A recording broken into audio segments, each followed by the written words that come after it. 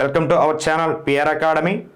Sir, ఈ సెషన్లో ప్రధానంగా మనం ఎండోమెంట్ ఆఫీసర్కి సంబంధించి పేపర్ 2లో భాగముగా రామాయణము అనే అంశంలో 6వ కాండ అయినటువంటి యుద్ధకాండ సారాంశం ఏమిటి, గతంలో యుద్ధకాండంపై ఎటువంటి బిట్లు రావడం జరిగింది అనేది ఈ వీడియోలో చూసే ప్రయత్నం చేద్దామండి. Okay sir. సో నెక్స్ట్ మనం గమనించినట్లయితే ప్రధానంగా 6వ కాండ యుద్ధకాండ అండి. మరి యుద్ధకాండ యొక్క ప్రధాన అంశం ఏమిటి అంటే రామ రావణ యుద్ధం. మరి ఈ యొక్క యుద్ధానికి వెళ్ళే ముందు ప్రధానంగా జరిగే సంఘటనలు ఏమిటి అన్నప్పుడు, ఒకటి కిష్కింద నుండి వానర సైన్యం బయలుదేరడము, నుండి రావణుని యొక్క వధ లేదా ఇక్కడ మనకి విభీషణుడి యొక్క పట్టాభిషేక ముహూర్తము అనేది అంతయు కూడా ఏ కాండలో భాగంగా జరుగుతుంది అంటే యుద్ధకాండలో భాగంగా జరుగుతుంది అండి. ఇక్కడ మనం ప్రధానంగా గమనిస్తే ఏమేమి అంశాలు ఇక్కడ ఉన్నాయి సార్ అంటే, ఒకటి వానర సైన్యం సముద్ర సేతు నిర్మాణం. 2 అంగదుని యొక్క రాయభారం.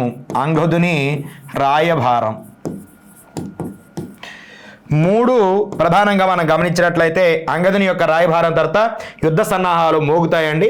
దీనిలో భాగంగా ప్రధాన వీరుల్ని మనం తీసుకున్నట్లయితే ఇక్కడ మనం ఎవరి గురించి చూడాలి సార్ అంటే ఇంద్రజిత్తు మరణం, తర్వాత కుంభకర్ణుని యొక్క మరణం, చివరిగా రావణుని యొక్క మరణం అనేవి ప్రధానమైనటువంటి ఘట్టాలండి. సో ఇందులో మనకి ధూమ్రాక్షుడు, కంపనుడు, వికంపనుడు అంతా కూడా మరణిస్తారు. సో కొంతమంది వీరులు.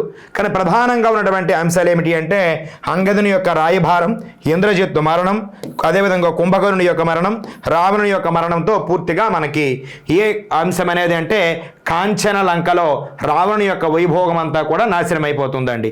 సో కైకసి గర్భాన పుట్టినటువంటి వర్గములో ప్రధానముగా కుంభకర్ణ రావణులు అనేవారు కోల్పోతారు. సో అదేమిటో ఒకసారి చూసే ప్రయత్నం చేద్దాం.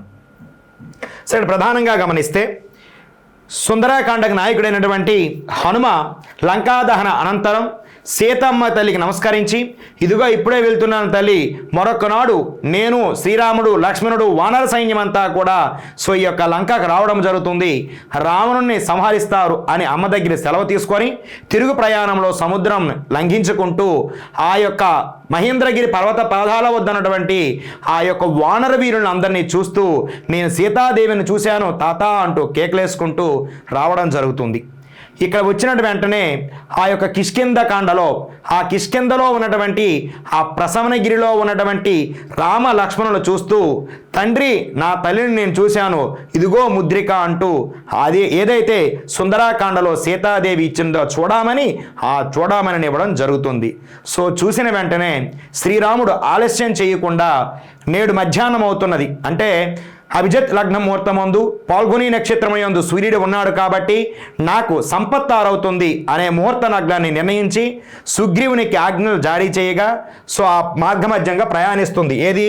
వానర సైన్యం అంతా. ఎలా వెళ్తుంది సార్ ఈ వానర సైన్యం అంతా అంటే, ముఖ్యమైనటువంటి వీరులంతా ముందు వరుసలో కొంతమంది, ఇరుక వరుసలో కొంతమంది, సాధారణ వీరులంతా కూడా మధ్యలో, వారికి మధ్యన హనుమంతుని యొక్క భుజాలపై రామచంద్రుడు, అదే విధముగా అంగదుని యొక్క భుజాలపై ఎవరున్నారంటే మనకి లక్ష్మణస్వామి, వారికి అండగా సుగ్రీవుడు, జాంబవంతుడు నడుస్తూ ఉన్నారండి. ఇలా ఈ వానర సైన్యం అంతా కూడా ఎక్కడికి రావడం జరిగింది అంటే సముద్ర తీరానికి రావడం జరిగింది.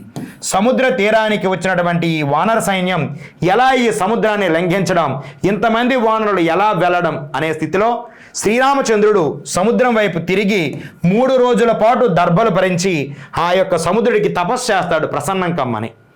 ఎప్పటికీ సముద్రుడు రాకపోయేసరికి లక్ష్మణ ఏది నా కోదండం, ఆగ్నేయాస్త్రాన్ని ఇప్పుడే బంధించి ఒక్కసారిగా ఈ సముద్రాన్నంతటినీ కూడా భూమిపై లేకుండా చేసేస్తానని కోపముతో కోదండాన్ని ఒక్కసారిగా వింటినారిని విడిచిపెట్టగా అప్పుడు ఆ సముద్రుడు ప్రసన్నై, శ్రీరామచంద్ర మీ వంశస్థులే, ఇక్ష్వాకు వంశస్థులే నన్ను ఇంత పెద్దటి వారిని చేశారు, నువ్వు నన్ను చిన్నవాడిని చేయడం ఎంతవరకు భావ్యం, పొంగడం తగ్గడం అనేది నా లక్షణం, కాబట్టి నేనేమి చెయ్యలేను. కానీ మీలో ఉన్నటువంటి వానర వీరులే కొంతమంది విశ్వకర్మ పుత్రులై ఉన్నారు. ఆ విశ్వకర్మ పుత్రులచే వారధిని కట్టించండి. ఈ వారధిపై మీ వానరులు వేసినటువంటి ప్రతి రాయిని కూడా కిందకు వెళ్లకుండా ఉంచే లక్షణాన్ని నేను చేయగలను మహాప్రభు అని శరణ వేడుగా, అదే సమయంలో వానర వీరులంతా కలిసి వారధిని కేవలం 100 యోజనాల వారధిని 5 రోజుల్లో మాత్రమే కట్టడం జరుగుతుందండి. ప్రధానంగా మనం గమనిస్తే ఇలా ఈ ఒక వానర సైన్యం వారధి నిర్మాణ అనంతరం లంకా నగరానికి చేరుకోవడం జరుగుతుంది. రామ లక్ష్మణులు సుగ్రీవ వానర సైన్యం అంతా కూడా. రాజనీతి ప్రకారం యుద్ధం ప్రారంభానికి ముందు రాయబారం వహించడం సబబు. కానీ ఆల్రెడీ రాయబారిగా రామదూతగా హనుమ వెళ్ళాడు కాబట్టి ఇప్పుడు హనుమను పంపించడం సబబు కాదు. కాబట్టి మళ్ళీ రాయబారికి ఎవరిని పంపించాలి అన్నప్పుడు సుగ్రీవుడు ఏమంటాడంటే, అంగదుడు అంతకు తగినవాడు, రాయబారం చేయగల మహోవీరుడు అని చెప్పగా అంగదుని పంపిస్తాడు శ్రీరాముడు. ఆ యొక్క రాముని యొక్క సభా మందిరానికి వెళ్ళిన అంగదుడు, నేను అంగదుడిని వాలి పుత్రుడిని రామదూతగా రాయబారం చేయడానికి వచ్చానన్నప్పుడు రాక్షస నీతితో రావణుడు ఒక మాట మాట్లాడుతాడు. నేను మిచ్చిన వీరులు, నన్ను ఓడించిన వీరుల్లో ఒకడు నీ తండ్రి వాలి. వాలిపుత్రుడు అంటే నీవు నాకు పుత్రుడు సమానుడివే. ఇప్పుడే సుగ్రీవుణ్ణి సంహరించి కిష్కిందకు నీకు అధిపతిని చేస్తాను అని చెప్పగా, నీ రాక్షసమాయిలేవి నాకు అవసరము లేదు, రాజ్యం అంతకంటే అవసరము లేదు. నేను వచ్చినది సీతారామ కార్యార్థమై. రావణ చెప్తున్నాను విను, నీ వంశనాశనాన్ని తెచ్చుకోకు. ఇప్పటికైనా అయిపోయినది ఏమీ లేదు. సీతాదేవిని శ్రీరాముడికి అప్పగించి శరణ వేడుకున్నట్లయితే నీవు నీ లంక నివాసం ఖచ్చితంగా ఉంటుంది అని చెప్పగా, ఓరి కోతి, నా ముందుకొచ్చే ఇలా మాట్లాడుతున్నావా, బంధించండి వీడిని అన్నప్పుడు, నన్ను బంధించడమేలా, నా కాలును కదిపినట్లయితే నా ఓటమిని అంగీకరిస్తానంటాడు. ఆ సభా మండపంలో ఉన్నటువంటి ఏ రాక్షస వీరుడు కూడా అంగదుడి యొక్క కాలు కదపలేడు. చివరికి రావణుడే వచ్చి కాలు పట్టుకోగా, నీవు పట్టుకోవలసినది నా కాలు కాదు, నా తండ్రి శ్రీరాముడు కాలు అని చెప్పి ఆ రావణుడిపై ఉన్నటువంటి కిరీటాన్ని తీసుకొని ఎవరి వద్దకు ఒకే ఉదిన వచ్చి చేరుతాడంటే రాముడు ముందుకి. రాముడు నవ్వుతాడు, నీ అంగదా చేయమనేది రాయభారం అయితే కిరీటాన్ని తీసుకొచ్చావని. మహాప్రభు, రాజు ఎక్కడ ఉంటే కిరీటంతో అక్కడ పని ఏమిటి? మరి రాజు ఇక్కడ ఎవరు సార్ అంటే విభీషణుడు. సార్ ఇక్కడ రాముడు సముద్రానికి చేరుకున్నాడు, వానర సైన్యంతో వస్తున్నాడు, వారిది నిర్పిస్తున్నాడనే వార్త వినగానే రావణ బ్రహ్మ సభను ఏర్పాటు చేస్తాడు. ఆ సభలో విభీషణ, కుంభకర్ణ, ఇంద్రజిత్తు మొదలగు వీరులంతా ఉండగా విభీషణుడు కొన్ని హితవాక్యాలు పలుకుతాడు. అన్నయ్య, వంశనాశనం అంత మంచిది కాదు. సీత ఎవరనుకుంటేవి స్వయంగా లక్ష్మీ సంపన్నురాలు.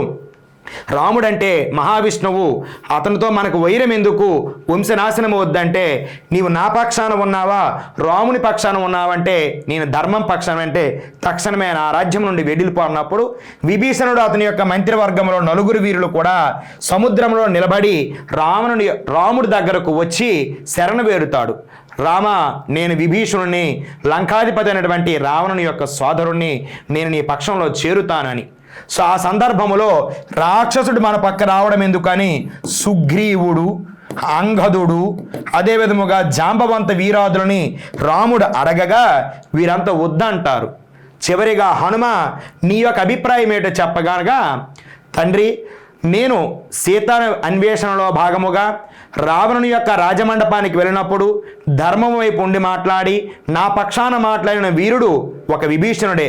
కాబట్టి విభీషణుడు మన సేనలో చేరడం ఎటువంటి ఇబ్బందికర విషయమో కాదు, ధర్మ మహాత్ముడు అని చెప్పగా, ఆ యొక్క హనుమ మాటలు విని శ్రీరాముడు ఎవరిని చేర్చుకుంటాడంటే విభీషణుడే కాబోయే రాజు కాబట్టి అతనిపైనే ఈ కిరీటం ఉండాలి కానీ రావణునిపై అవసరము లేదనే ఉద్దేశంతో ఎవరు తీసుకొచ్చారంటే అంగదుడు. అక్కడికి రామరావణ యుద్ధం ముహూర్తం ప్రారంభమవుతుంది. యుద్ధంలో భాగంగా ఈ యుద్ధం ఎన్ని రోజులు జరిగింది సార్ అంటే 7 రోజులు జరుగుతుందండి. మరి ఇందులో ప్రధానంగా మనం గమనించినట్లయితే కుంభకర్ణుణ్ణి ఎవరు కొట్టేస్తారంటే శ్రీరాముడు చంపేస్తాడు.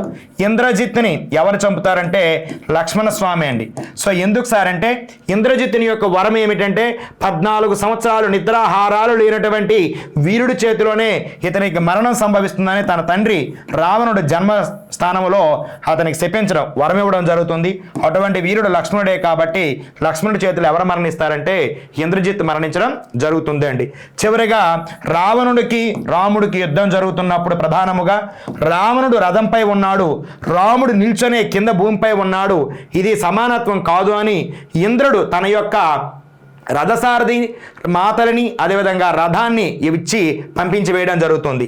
సో ఎప్పుడైతే ఇంద్రుని యొక్క రథాన్ని అధిరోష్టించాడో రాముడు వెంటనే ఆ పూర్వాశ్రమములో అరణ్య కాండలో భాగముగా అగస్త్యుడిచ్చినటువంటి ఆ యొక్క ధనస్సు కావలసి వచ్చి ఒక్కసారిగా అగస్త్యముని నమస్కరింపచేయగా అగస్త్యుడు ఆ యొక్క ధనస్సుని ప్రదర్శించడం జరుగుతుంది. అదే సందర్భంలో ఆదిత్య హృదయాన్ని కూడా ఇవ్వడం జరుగుతుంది అనమాట. ఎవరికి? రాముడికి. సో ఇప్పుడు రాముడికి మధ్య యుద్ధం జరుగుతుంది. ఎన్ని బాణాలు వేసినప్పటికీ కూడా రావణుడు మరణించట్లేదు. ఏమిటి కారణం అంటే రావణుని యొక్క అమృత భాండాగారము తన యందు కుక్షిలో ఉన్నది, కడుపులో ఉన్నది. కుక్షికి ఎక్కు పెట్టడం కోదండ విద్యకే న్యాయం కాదు కాబట్టి తన బాణాన్ని గాలిలో ఉంచగా అష్టదిక్పాలకుల యొక్క సహాయముతో ఆ రామబాణాన్ని సరైన మార్గంలో పంపించమని హనుమ కోరగా తన తండ్రినటువంటి వాయుదేవుడు ఆ బాణాన్ని కుక్షి భాండాగారాన్ని కొట్టివేయడం జరుగుతుంది.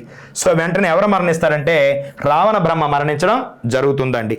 సో దీనితో మనకి ఏ అంశం పూర్తవుతుందంటే యుద్ధకాండ అనేది ముగిస్తుంది. Okay sir.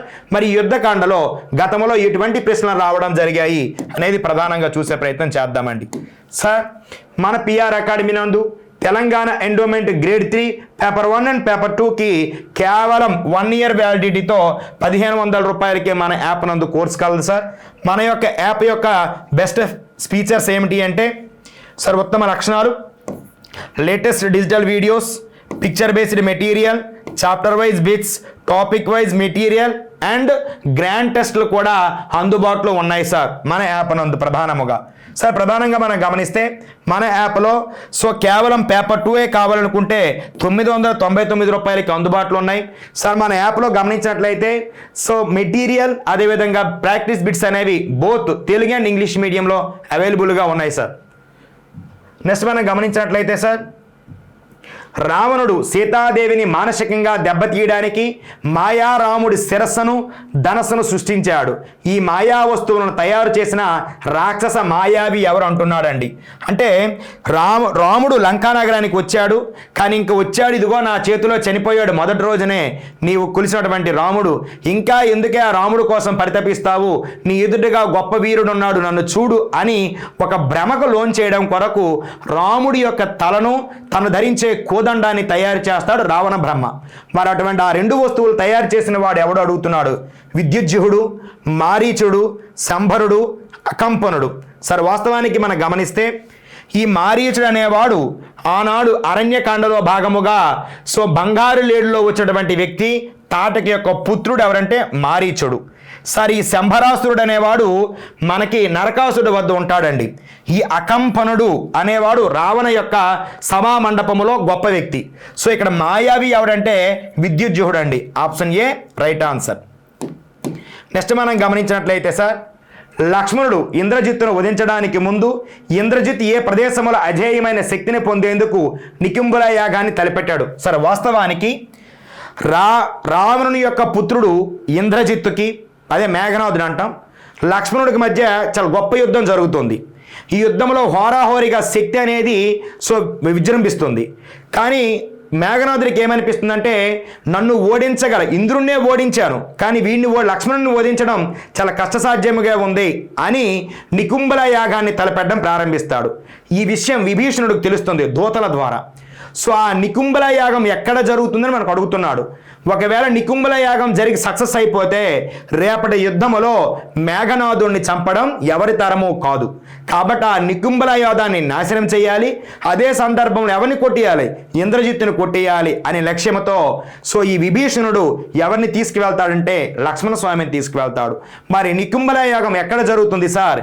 చైత్య నికుంభల వద్ద, కామ్యాశ్రమ, గుహ్యహోనమ, రాక్షస తటాకం అంటాడండి. సో ఇక్కడ ప్రధానముగా నికుంభలి యాగం అనేది మనకి ఎక్కడ జరుగుతుందంటే చైత్య నికుంభలి అనే ప్రాంతం వద్ద చేస్తున్న సందర్భంలో రథం ఉత్పన్నమవుతూ ఉంటుంది. సో తక్షణమే లక్ష్మణుడు అక్కడ ప్రవేశించి ధనుష్టంకారం చేసి తన యొక్క రథాన్ని అంతర్ధానం చేస్తాడండి. ఎక్కడ అంటే చైత్య నికుంభలి వద్ద. ఏ యాగము? నికుంభలి యాగం.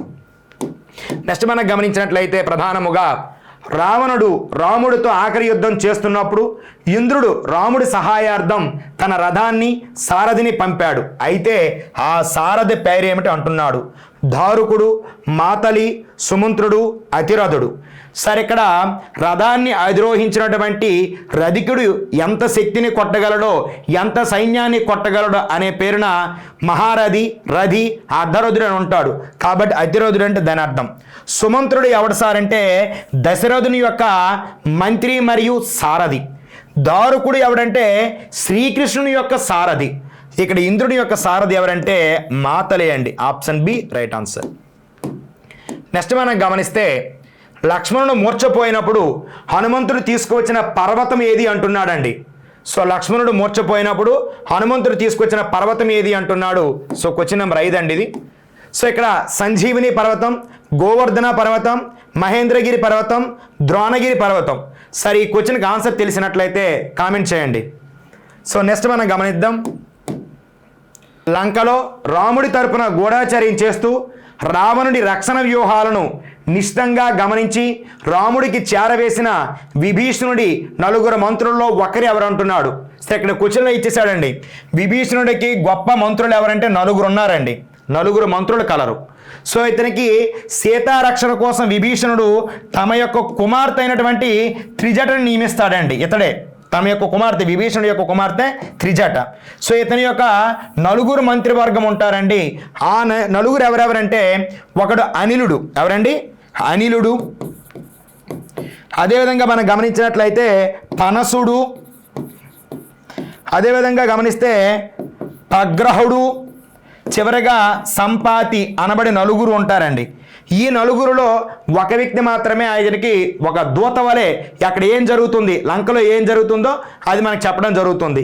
సో ఇక్కడ మనం గమనించినట్లయితే సో అనిలుడు ఉన్నాడు, పగ్రహసుడు ఉన్నాడు. సో రశ్మికేతుడు, వజ్రముష్టి అనేవారు కాదు. అయితే ఇప్పుడు అనిలుడా ప్రగ్రహసుడు అంటే ఈ అనిలుడు అనేవాడు మాత్రమే దూతగా ఉండడం జరుగుతుందండి. సో ఇక్కడ విభీషణుడికి 4 మంత్రుల్లో ఒకరు ఎవరు అంటే ఆప్షన్ ఏ అండి, అనిలుడు మాత్రమే. సో మనం ప్రధానంగా గమనించినట్లయితే సార్ తెలంగాణ ఎండోమెంట్కి సంబంధించి మన యొక్క పిఆర్ అకాడమీ నందు కేవలం 1 ఇయర్, 1 సంవత్సర కాల పరిమితితో కేవలం 1500 రూపాయలకే మన యొక్క కోర్స్ అనేది అందుబాటులో ఉంది సార్ ప్రధానంగా. సో గమనించగలరు. సో అదేవిధముగా మన యాప్ నందు బోత్ తెలుగు అండ్ ఇంగ్లీష్ మీడియంలో మెటీరియల్ అందుబాటులో ఉంది. అదేవిధముగా మాక్ టెస్ట్లు, అదేవిధంగా ప్రీవియస్ ఇయర్ పేపర్స్ కూడా అవైలబిలిటీగా ఉన్నాయి సార్. ఓకే సార్, మరిన్ని అప్డేట్స్ కోసం మన యొక్క పిఆర్ అకాడమీ ఛానల్ని ఫాలో అవుతూ ఉండండి. Thank you one and all.